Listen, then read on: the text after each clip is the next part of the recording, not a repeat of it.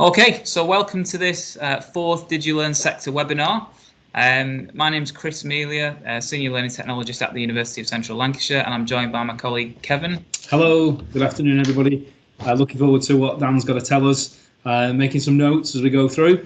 Obviously any questions that people have got, myself included, we'll be dropping those in the chat, and there might be a bit of private chat going on in there between ourselves as well as Dan's presenting, but I think it's really important to have that conversation, keep that communication going throughout, and good luck to Dan and look forward to what you're going to say. Yeah, so fantastic that we've got Daniel Scott with us, who is a digital practice advisor at Nottingham Trent University, and he's going to be talking to us a little bit about enabling and empowering academic colleagues to create digitally interactive e-learning content with H5P. So over to you, Dan. Right, over to me then. Do I just load my screen up and everything as normal? Yeah, you should be able to share through the little share pane option, which will appear in the middle. Oh, there we go.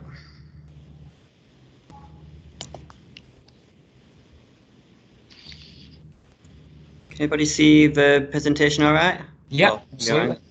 Cool. Right, let's go.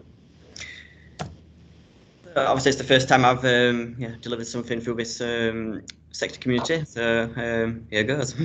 So as Chris has just introduced, I'm Daniel Scott, Digital Practice Advisor at Nottingham Trent University.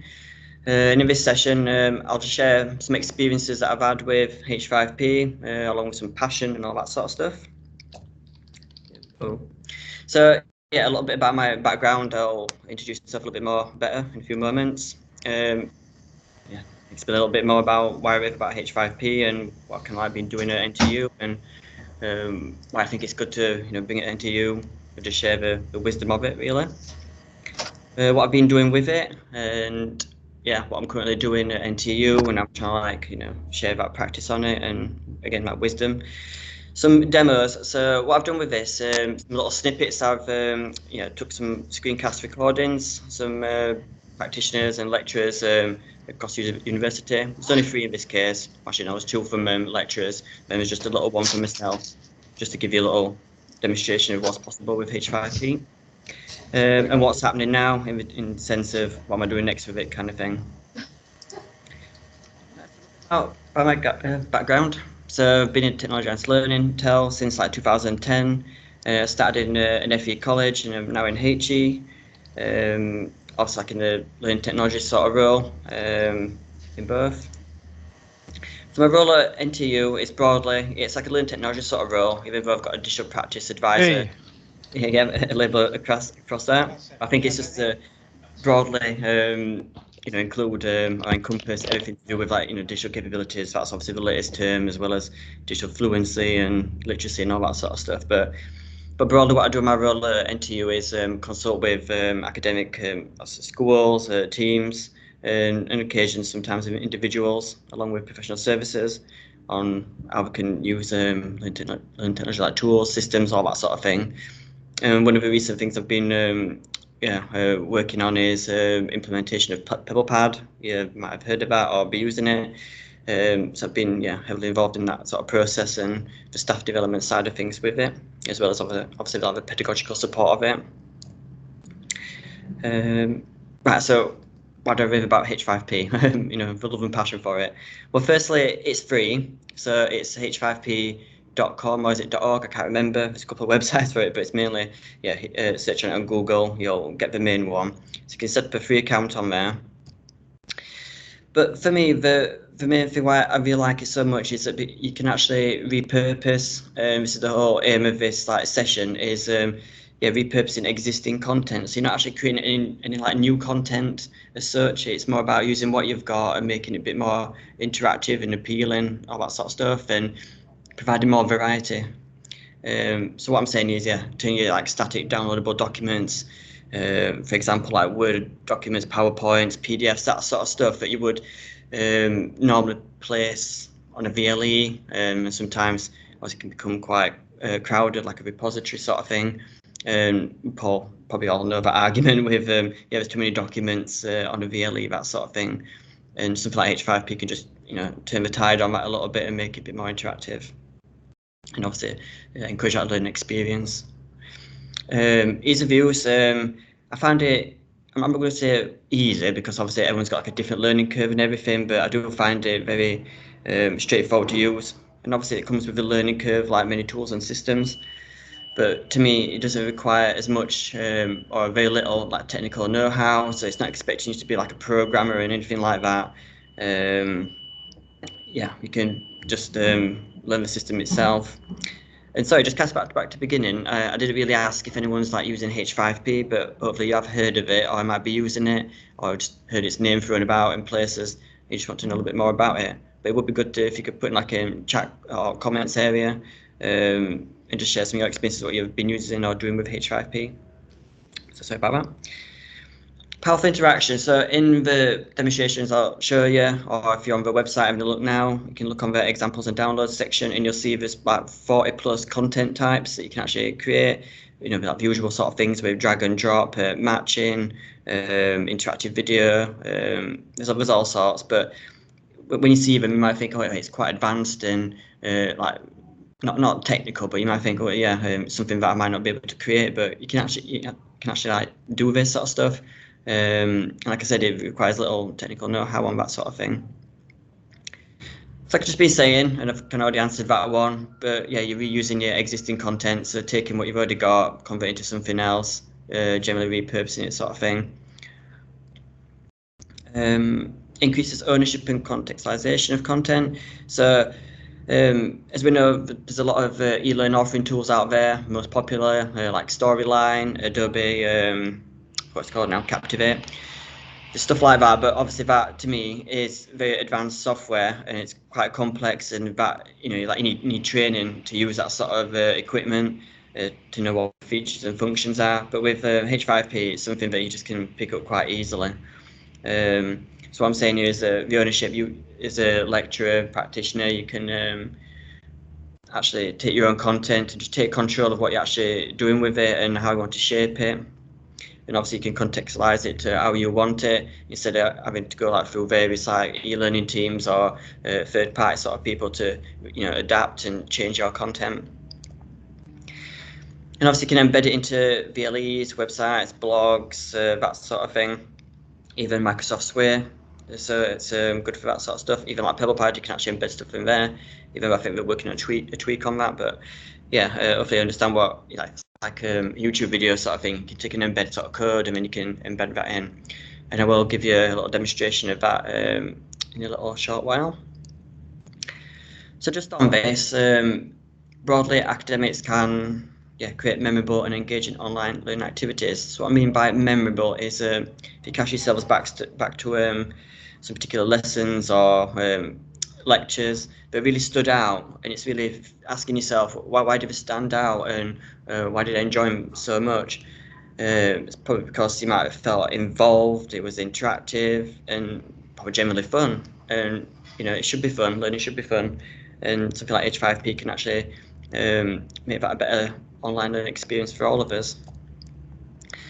So yes, broadly, so can be used for creating blended, flipped, and self-paced learning activities. So obviously you've got programs, you can actually create activities that sit alongside existing modules, and again you're converting things, so it's stuff you've already got. But hopefully you understand what I mean with like the blended. So you've got some online activities you can put outside, then there's obviously more time in the lesson, the lecture, to collaborate on various other things. Present interactive material, so it could be just something more in general. Again, it might not be like a learning activity as such, but it could be a resource where it's just like, instead of just a standard handout, it could be an interactive one where it's hyperlinking to various websites and videos, that sort of thing. Check learning, so this could be for and of learning. There's lots of assessment types you can actually use in H5P to do that. Supporting learning with purposeful and engaging resources. So it's just emphasis on the word purposeful there. So just creating something that's got random use or something like that. You're actually really thinking throughout this process, what is it that you want your learners or the users to be doing in the H5P activity, as we would do normally with lesson planning sort of stuff. Improve interactivity in the VLE. So obviously, it's like the common argument around this is, moving away from that repository sort of thing in a virtual learning environment. Obviously, it's got the word learning in there, and to me, we should go to a VLE to learn something, which obviously involves participating in something, collaborating in something. It's all active and it should be interactive. So using something like H5P, you can embed the content straight in there, rather than just clicking on something to download. Otherwise, I might as well just send it on an email, and that's the usual case for a lot of people. So improve engagement and presentation of content. So probably that's just coming back to the presenting interactive material really, but as a result, you are improving the engagement. You could save attention in there as well. But generally, the presentation of how it's variety is what I'm trying to say really there. So why did I bring it to NTU? So when I first started this role, which was October 2017, and well, just casting back a little bit, I've been aware of H5P since 2014, and I've used it in dribs and drabs basically. But in previous role to this one, used it quite heavily for creating distance learning materials for postgraduate veterinary and animal welfare courses for national and international universities. So that was quite interesting to use it for that, and a lot of it was like case studies, short case study sort of stuff. But when I came to NTU, I found that, I just thought it's a really good tool, and I'll just see what it's kind of like at NTU, if people are using it or not using it, if anyone's heard of it. And to my surprise, actually, not many have heard of it. And since I've shown it, hand on my heart, no one's actually said a bad word about it, and it's just created it's spread like wildfire. To be honest, it's like everyone's seen the advantage and the benefit in it, and the ease of use of it, which is good. So that's the main reason. Like I've just been saying, it's usually a case of promoting active learning in a VLE. I still find that in some areas it can be just a repository, so it's just trying to change the mindset around that, the culture and the behaviours of how we kind of use and treat a VLE. Again, the powerful interactions, I just find it's quite straightforward in again, a handout sort of thing. You got a diagram or something, make it interactive, make it to a drag and drop somehow. This is quite important, this. So there's emphasis to me on, as I call that, rough and ready sort of stuff. I'm not expecting academics, professional services staff to be, proficient instructional designers. That's a natural skill set in itself. So I've been approaching all of this with the mind of an academic, professional services staff, like taking control of, their content, but, not having the expectation to be all singing and dancing. If you've got the skills to do that, that's great, and it does help, especially having the underpinning instructional design theory. But in this case, it's just like a take and reshape sort of thing. So you've got the content, you're taking it, you're reshaping it, you're repurposing it into something a bit more better than it originally was, and it's got obviously more impact and value to it. But obviously, if you want it like kind of like polished and that sort of thing, then you might have got some teams in your organisation that can help with that, or other specialists. So what have I been doing with it? So obviously I'm in HE now. I'm still getting used to some of the processes, quite long processes. But I actually started this whole thing shortly afterwards, since I started. But I think I did this critical evaluation of the kind of available tools that do a similar sort of thing that we've already got access to at the university. And I did that, I think it was last February. Well, that's when I started it. But all that detail basically is a bit of a roadmap or pathway that our academics and professional services staff could use these tools to obviously repurpose content and just actually create e-learning. I can't remember them all, but there was obviously we've got access to especially software like Storyline, the obviously Adobe Captivate, so obviously Microsoft Sway, things like that can actually create interactive content, and how that compares to H5P, and how people might approach each one of these tools. So obviously, just trying to remember now, with the more complex tools, that would be larger module content, more complex content, and just generally bigger in size and volume. so that would need someone specialist. But if someone just wanted to create an interactive resource on the fly sort of thing, that's when they might arrive at tools like Microsoft Sway, and then obviously into H5P and other bits and bobs in the VLE that you can actually use. So that's where I started off, what's available, and now H5P could potentially fit in. So after that, to test to see if there was any appetite for this particular tool, I ran some generic workshops. And it says part 1 and part 2 because I thought to kind of like model this a little bit. And I say model, the part 1 literally was all the preamble sort of stuff. Well, not casting it back. Literally had to reuse some room allocations, which were for an hour, which is obviously very tight to introduce something as exciting like H5P. So I put the part 1 basically about sort of preamble sort of stuff, what is H5P, getting people to set up with some accounts on there, introduce some frameworks like this adapted DADI model that I've got, which is ADDI model basically with something in front of it. If you're not sure about that, check it out because it's useful for developing e-learning, especially like with a project like management cycle of it, if you like, or e-learning cycle of it. So introduce stuff like that, along with some examples. It wasn't obviously all singing and dancing example, but just enough just to show an example, but to get people to do some pre-activities basically before we come in for this hour workshop, which is going into more detail about H5P and the content types and all that sort of thing. So yeah, that was a test in itself, but I thought, just try and work with it and use H5P as an example throughout it. So test the appetite, which went really well. As a result of that, there were some bespoke workshops with, as it says there, animal and equine science. They've been using it since for some blended learning materials, and one of which I'll show a couple of activities that they've done with it since.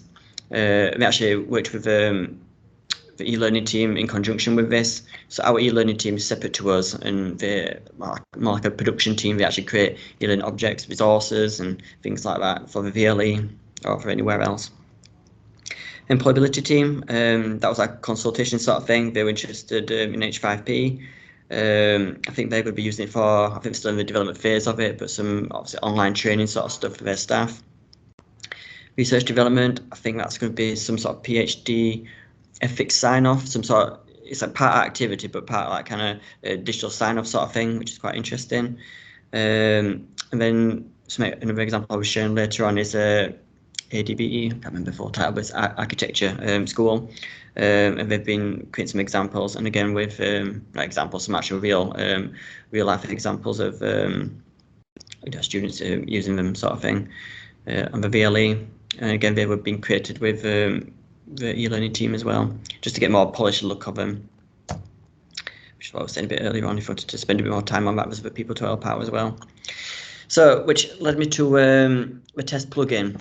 So long story short, with this plugin, for some VLEs there is a free plugin like Moodle, I think Blackboard's one of them, WordPress, Drupal, but for the Brightspace one we've got, which is by D2L, Desire to Learn, I think there's a free version somewhere, or it's a paid version apparently, which I thought it was a free version. But anyway, long story short, my long-term goal with this is to get a plugin within the VLE.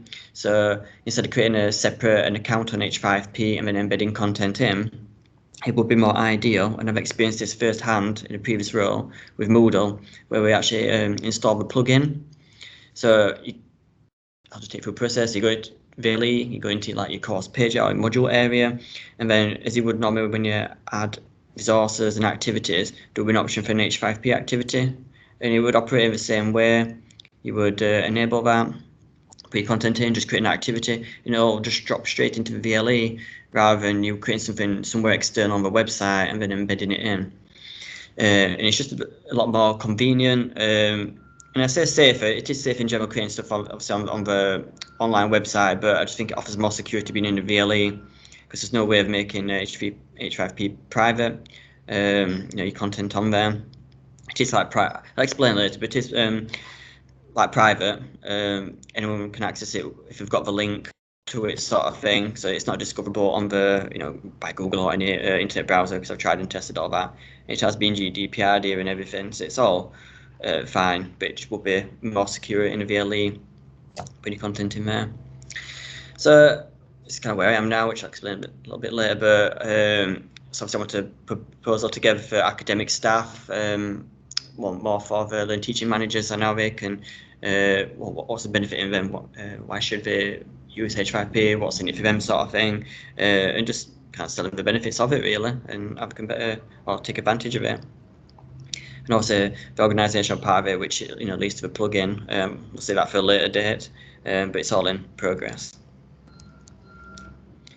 So as part of this, and I don't expect you to squint and read all of that as I am doing, because it was part of a bigger thing, but it was good for me to define the purpose of all, bringing the H5P tool in. And actually this little graphic is part of this like proposal to learn teaching managers and what I'm actually trying to achieve with it. So I'll not read it all word for word, but obviously the top one is to allow academics to independently use H5P to repurpose existing content / materials, which are obviously resources, into online interactive activities for their, I put now there, which is our, obviously our VLE, but yeah, activities for their like module areas, which we call learning rooms. Very straightforward to make with little time and effort, and that's my overall goal with this, is to showcase that to academics with this tool here, and can really take advantage of it to diversify and increase the variety of obviously online content, which in turn will improve the VLA experience for students. So underneath there, so obviously that won't be purpose. Second line down, we're like supporting ideas. So okay, it's like you're saying that, Dan. So what's like supporting ideas for that? So obviously H5P to introduce interactivity. Like I said, I'll not go through them all, but it's addressing the gap, and obviously the benefits I've just been saying there, and it's good for consolidating a lot of material and activities and things, and increases digital skills. And underneath, we've got the evidence part to it. So it's like, okay, you're saying that, Dan, but where's the evidence, or where can it be found? And I've kind of listed that underneath. So that just helps me define in my head what is this approach and pathway that I'm taking with it, rather than just like, standing up and, preaching about a particular tool. I'm very keen to have a very clear purpose on this and the benefits of it. Right, so done quite a bit of talking. I still have some more talking to do, but this is an example with, as I was saying, from the architecture department, as it says there, architecture design and the built environment at Nottingham University. So this was developed with, by Nick Pryor, who was a principal lecturer, with our e-learning team. So obviously you heard about H5P, and then obviously consulted with e-learning team to, get more like polished e-learning activities and such. So there's an example here, or a few of them actually, in one. It might go quite quick, so I'll see how it goes, and I might just pause it. So this is, yeah, I'll just pause it there for a second. So, was it paused? It's paused. Right, so this particular example is a lecture that was captured by Panopto, which we've got at the university, which was embedded into the H5P activity. So I've just kind of skipped along in this video. It's a video with video right now, but as you can see there, so it's got a lecture on, and I'm just skipping across it. But the views H5P to add a layer of interaction there, so I've just paused it. So you can see there, do like a little place marker, and I've just paused it there. So this should stop the lecture and prompt a question. There we go. So this is an example of H5P, embedded a lecture video into there, then laid it with some questions. I think Panopto can actually do this, but I like to think that H5P is a little bit more user-friendlier in doing this. So, for example, I'm a student, I've just watched that lecture. This question's just popped up. I can answer it. You could add as many questions as you want in there, but I do think that's a really good way, in a way that we should be using H5P, especially with lectures. So instead of just like expecting students to be watching a video, again, it's like this passive experience, make it more interactive, where you're speaking for a little bit, then some questions pop up, so it just challenges students to think about what they're just being listening to through the lecture. Yeah, just generally just challenging. So it's, yeah, make it a bit more interactive. You can see there at the bottom as well, there's you can well, that's within VLE itself, but you can add a transcript if you like as well for obviously the lecture. You can see there, you can just check the answers and you can make it as detailed as you want it to be, and the feedback that it churns out, and how many attempts that you've got, all the usual things that you would expect from stuff like this.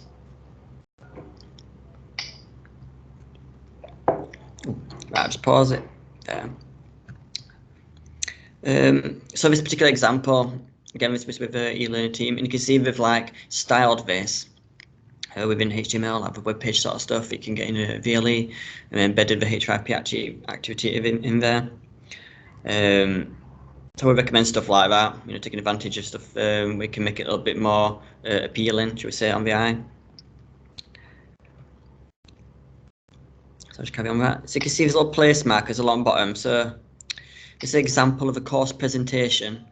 So it's a bit like in a slide format. So you've got like your traditional like PowerPoint sort of feel to it. Got the slides, the pages in it. You can put your content in there. So it could be text, images, embed videos in there. You name it. You can do that. You know, text boxes and various bits and pieces. And I really like a course presentation because you can actually put questions in there as well, and interactions like drag and drop, matching, that sort of thing. Even text entry. It's really good. Like when I say bog standard one, it's like, yeah, you can have it in slide format. Something like a process or structure you might be used to with your PowerPoint slides. Copy the content over, and then it's the case of like think about structure and design sort of stuff. Like, okay, I've got a load of text here in a paragraph. How can I convert that into like a drag and drop or some sort of matching activity, or even hotspot sort of thing? That's where that real exercise comes in. So yeah, you can see the little place markers along the bottom. So I'll just play this video again. So we've got a mixture of text here, images, illustrations, and I'm just going through this one by one. Excuse me. So this is a question. So this is obviously prompting students to check the learning on what they've just been reading. It can be multiple choice, multiple select as well. Just trying to think of the other, there's one there, of examples of questions. Okay, so we've gone through text entry, fill in the blanks, that's one. Yeah, so you can put feedback in there as well, which I always do recommend, you know, make it a bit more personalized and stuff like that. But you can see this is embedded, so again, you're not clicking onto something and going to the H5P website. This is like embedded just like a YouTube video. So this is within the VLE, you've embedded it in. What's this bit here actually? A little line around it. And it always is a lot when you expand the screen and make it full screen. This is an example of drag and drop. Can't say I've got it right on this example. But it just shows what you can actually do with it. So you can see at the back there, you've got like a table. That could be an image. You can just put in there, which in this case it is, and then just make some, you know, blank spaces where you can actually put the content in. So where you would normally present that as a very flat and static, is like here's a table and data in it. Convert it into an activity. Yeah, before I go on that one, so yeah, that was the architecture sort of like examples. So there were like a number of H5P activities. It weren't all the same one, but they were embedded in VLE. So yeah, let's move on to the next one then. So it's Emily Hall, senior lecturer of School of Animal and Rural Environmental Sciences. And again, this is like a bit of a summary of things that she's been creating in H5P. In conjunction with the eLearning team as well. They've probably just advised on some instructional design sort of aspects. But let's take a look. So drag and drop, and this is quite a lengthy one. Looks like it's some sort of paragraph sort of thing on there, and also we've got to fill the right words in. So obviously I don't know the context or background of this particular activity, if I'm honest, but again, it's just showing you what's possible. So we've got there, the drag and drop sort of elements in. You can check that. Obviously, I've not done them all. I'll be there all day. So another example. So I quite like this one because I think, calling back from what Emily was saying about this one, it's some sort of blended activity. So do a lot of workshop sort of stuff, and you can see there was the handouts that was given in that particular session. But she's made use of H5P, and you can see there's quite a lot of these questions. So it's like we've done the workshop, and now there's some self-assessment sort of things that can also participate in on the VLE. You can see again, yeah, that's H5P thing that's embedded there. I don't think I've gone through them all, but you can see along the bottom there. There's so many questions there. Yeah, so I'm just going to scroll through a little bit there. We could argue and say that could be done a little bit better and designed a little bit better, so to speak. But it is at the bottom of like a web page with VLE. But again, you've got some interaction there. You're not just downloading something. Right, so it's another example. This is like a drag and drop, but in a different way. So you've got the pictures there, and you've also got to label the right one. And again, I have no idea with a particular subject, so it would just guesswork.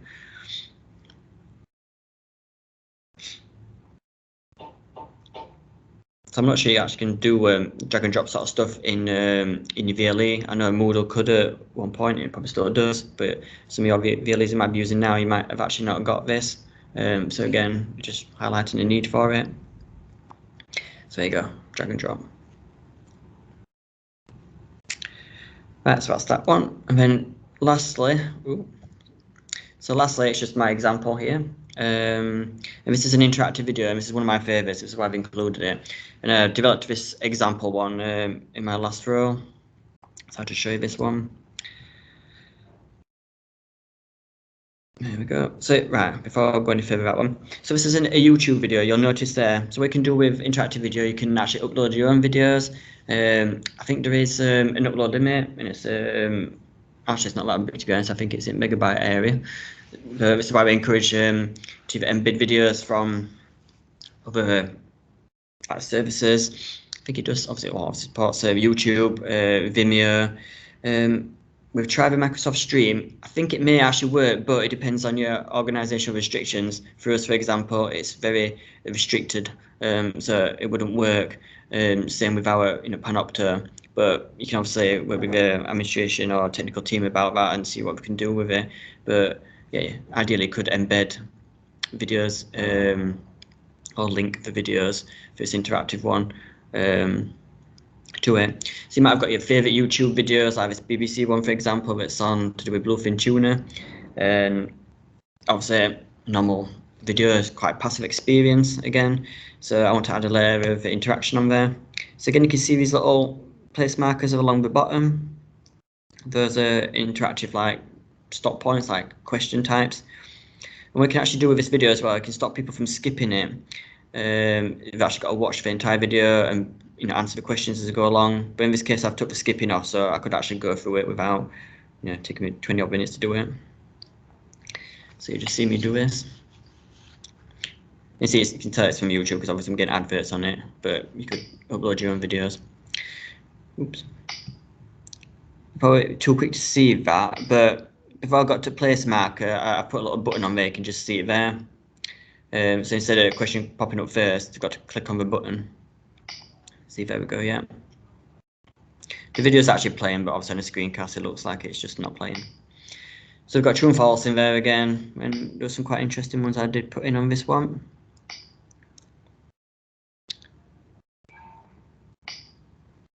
When it comes up. There we go. So we've got a drag and drop there, and yeah, I just find it's amazing. We can actually put drag and drop at the top of a video. It's just brilliant. Usual thing, you can obviously check it underneath.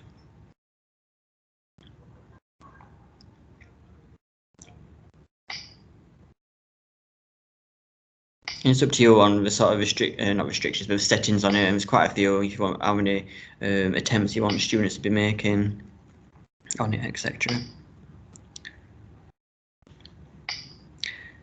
Yeah, and I think it was the last question, which is quite a good one, which is like the text entry, and it's very word specific, and obviously case sensitive. So whatever you're wanting people to put in, we've got to obviously make sure it's right. Here, which you'll see in this example. So there, which pause it a second. So yeah, I can't remember what I set for this particular activity now, but it was something that obviously was said in the video, and I've got to put the right answer in and then check it. And it's case sensitive, so if you don't get the word right, it'll not mark it as right. But hopefully that's enough just to show that you can actually do stuff like that. And again, it's embedded. well, not in this case, this is just our H5P website, but I can actually embed that into the VLE. Right, so what's happening now? So I'm waiting decisions on this like test plugin sort of thing. I think there's a feature within our current VLE that might be similar, but I don't think it'll probably offer what H5P offers. But then after that, we'll see if it comes at a cost or we need to take it any further. So decisions to be made on that somewhere eventually. And like I was saying about this proposal to learn teaching managers, also that's the particular pathway that I want to head with this sort of thing to support academics in using something like this. So it's going to have obviously a benefit to their role, but obviously enhance the students' experience of the content that they have of their VLE. It's in the digital induction, so very briefly, digital induction it's not just an induction that's online. It's a process where it introduces new staff to NTU or new to role. So yeah, new to NTU or new to role within NTU on the tools and systems that's available, well, to them as a whole for organisation. It's very role specific, so like a generic core one, and then it's teaching and learning, and there's more being developed like for research and such. But yeah, H5P's got a particular point on interactive tools and systems within teaching and learning segment of it. So in Technology Central, so basically that's an area within our current VLE where staff can access lecture capture, software, that sort of stuff, anything that's technology related is in one particular area. And I'm just writing up a bit of a preamble, if you like, of what H5P is. Actually, it's quite similar to what I'm going to be doing for academic proposal. Again, what is it, what's in it for me, sort of thing, what can I do with it. And all staff at NTU can access Technology Central, so it's a good little point or starting point for staff to say, oh yeah, what is H5P, and just learn a little bit more about it and where to get support for it and how to access it, all that sort of thing. I'll continue with generic workshops, so we've put a few more in for obviously next year, but obviously given my role is more consultation based, to be bespoke workshops, I'd imagine. I think I've got a few to reschedule and everything, so that's coming up for next year, but it's all going in the right direction with it, really. Well, I've come to end, and I feel like I've done a lot of talking or preaching. So it's kind of over to yourselves now in chat area, and hopefully there's quite a lot of questions in there. So yeah, feel free to ask me anything or anything that's on screen right now. Yeah, I think the chat. Oh, sorry, that's been that. What's feeding that?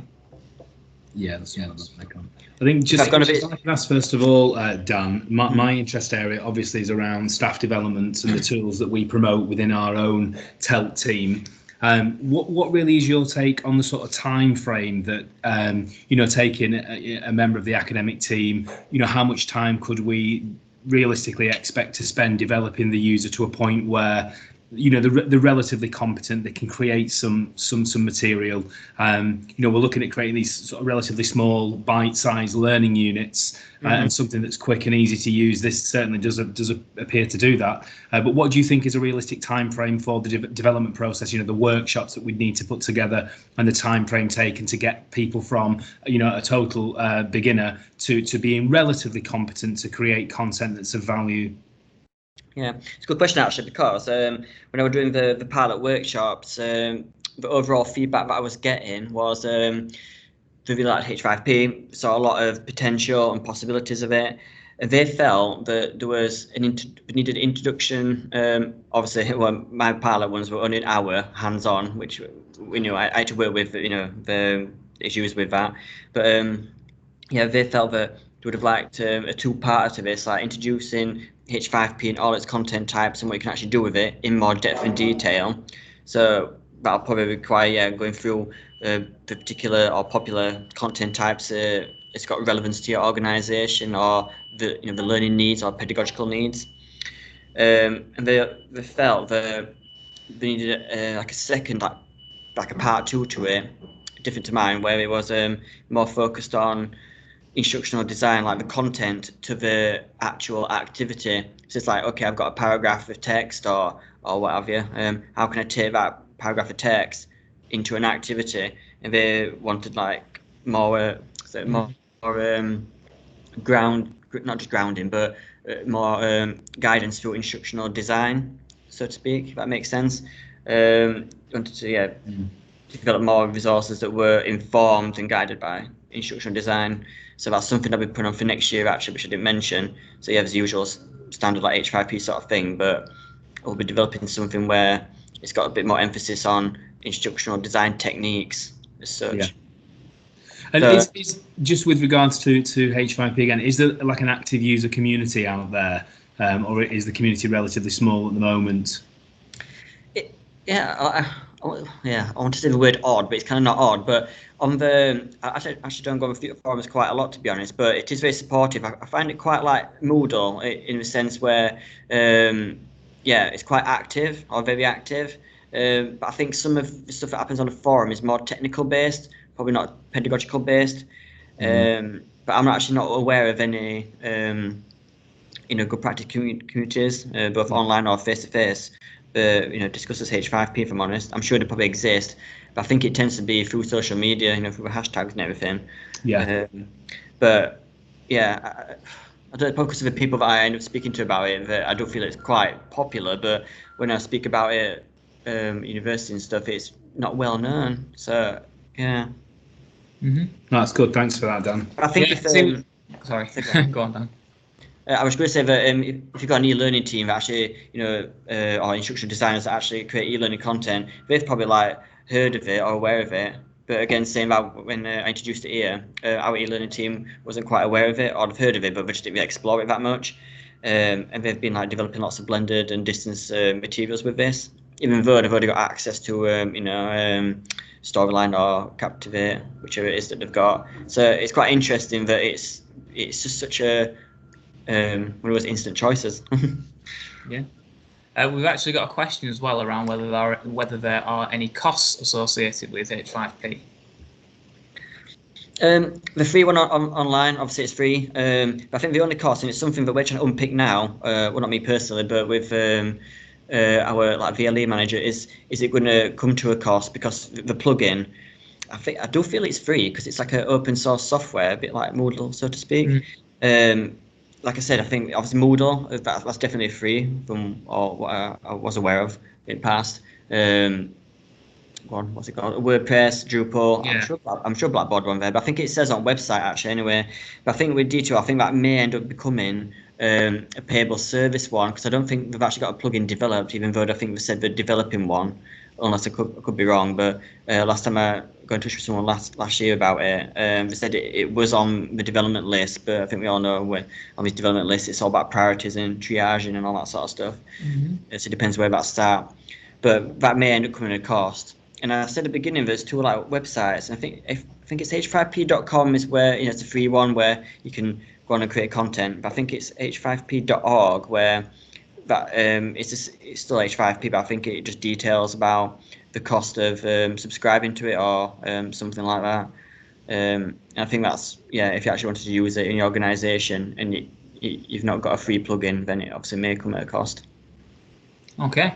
So I don't know if that helps any. Yeah. Have we got any more questions from participants as we head into the final 10 minutes?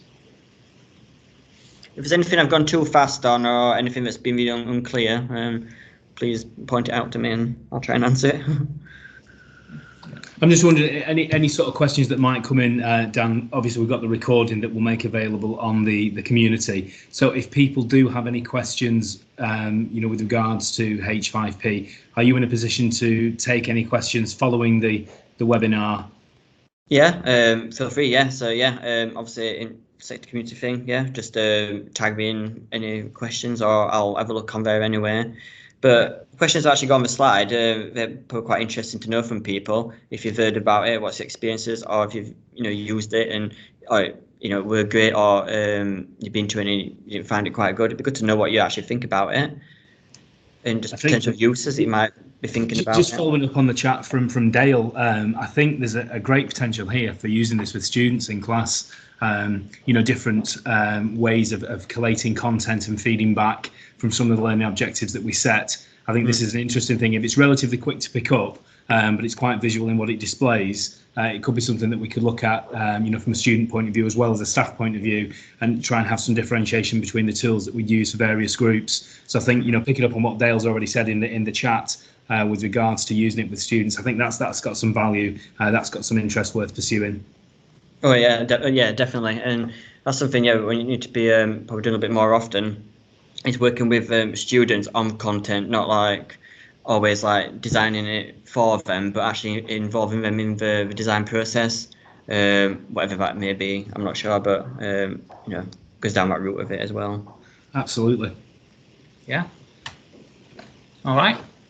Fantastic. Okay, so as Kev was just saying, if anybody's got any further questions, you can drop them in the chat, because the chat that's attached to this webinar actually forms a conversation in Teams anyway, so you can fully interact and engage with any of that following the session.